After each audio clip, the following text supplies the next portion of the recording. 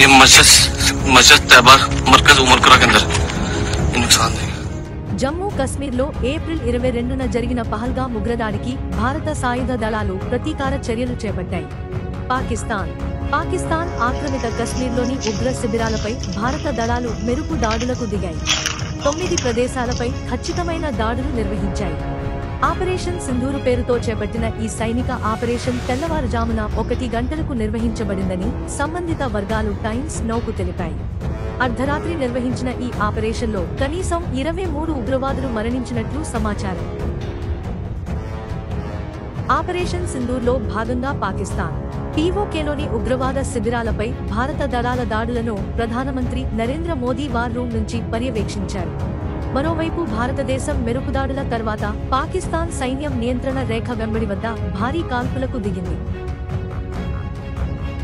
భారత దళాలు దాడులు చేసిన ప్రదేశాలలో మురిద్కే, భవన్పూర్ ఇది జైష్ మొహమ్మద్ చీఫ్ మసూద్ అజార్ స్వస్థలం, ఉల్పూర్, భింబర్, చకమ్రు, కోట్లే, సియాల్కోట్ సమీపంలోని ఒక శిబిరం.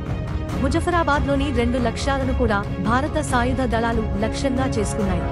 భారతదేశంలో ఉగ్రవాద కార్యకలాపాలను ప్రోత్సహించేందుకు ప్రయత్నిస్తున్న జైష్ మొహమ్మద్, లష్కరే తోయిబా అగ్ర నాయకులను లక్ష్యంగా చేసుకునే ఉద్దేశంతో భారత దళాలు దాడులకు ఈ ప్రదేశాలను ఎంచుకున్నారు.